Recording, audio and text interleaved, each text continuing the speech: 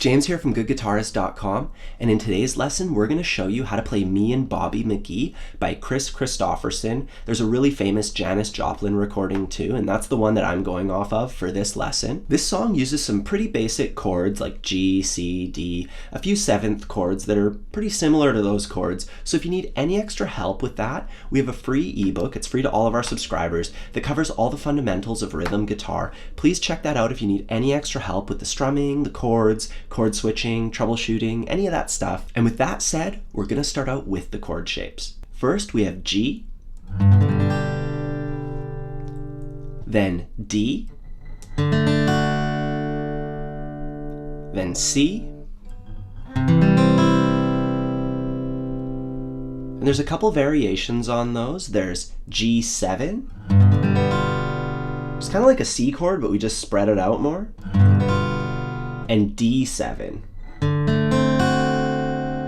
And you can find all of those in our free ebook if you need any extra help with those. Now this song switches keys halfway through, and we actually switch to an entirely different set of chord shapes. We'll show you those ones afterwards. For now, we're going to play through a verse and a chorus using these chords. We're just going to do downstrokes only, nice and slow, so you can get the chord order, work out the switches. We're going to start on a G. 1, 2, 3, 4.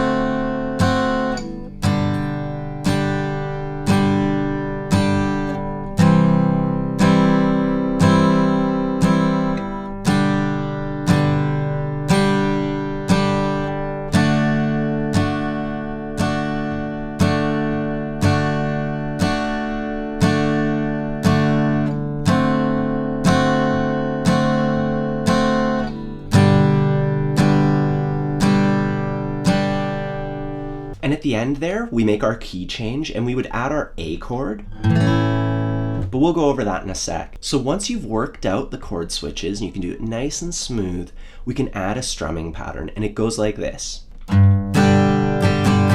So that strumming pattern really slowly.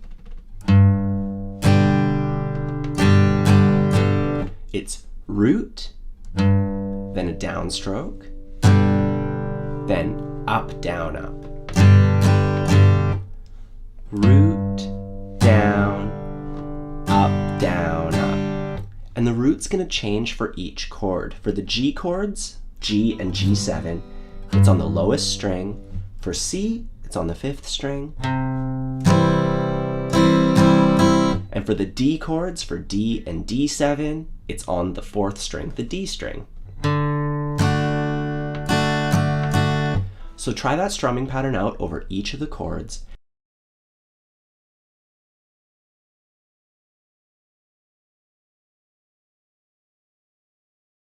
So the next section sounds exactly the same as the last bit, except it's all a whole step higher. So our G chord turns into an A chord because that's the next note. C turns into D, D turns into E. We're just taking each one a step higher. I'll go through each of the chords now. There's an A chord, D, E, and then we have a couple seventh chords. One of them is a variation on A. We just take off our middle finger and we get A7. So it's really easy. A, A7. The other one is E7, so we'll make our E chord, then we add our pinky finger, our fourth finger, to the 3rd fret of the 2nd string. That note right there. So it's just an E chord, plus we add that note, we get E7. So let's play through them nice and slow, starting out on the A chord, just like we did with the last section. 1, 2, 3, 4.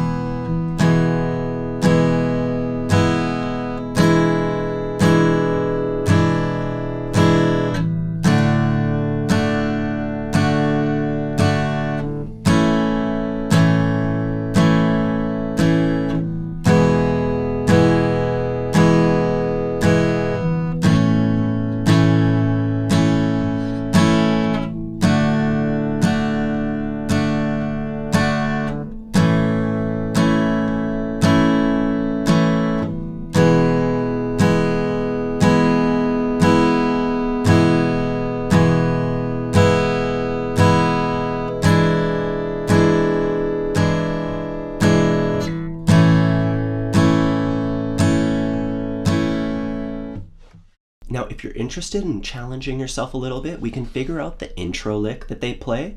And to do that, they play a G chord like this. So,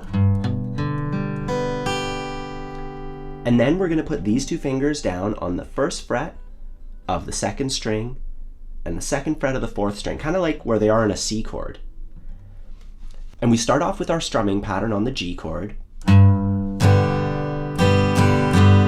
And then here we play a downstroke and we hammer on to those 2 strings. And then we play down, up, then up, down. And on that last up, that's where we took it off. So I'll show you that tricky part again. Down, hammer, down, up, down, remove. There we go. And now we're going to play our strumming pattern, and we're going to put these 2 fingers down just for 2 of the strokes. I'll show you really slowly. Here, up, down, then they're off. So just that 1, up, down.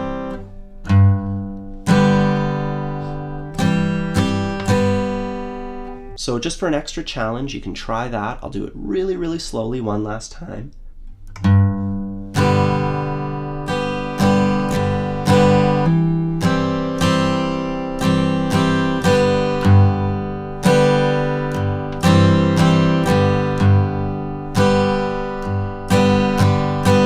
So that's how you play Me and Bobby McGee, written by Kris Kristofferson. Famous recording by him. There's a famous recording by Janis Joplin. Check them both out. They're both super awesome. If you need any extra help with this stuff, please check out our ebook on rhythm guitar. That'll help you out with all the chords, chord switching, all that kind of stuff.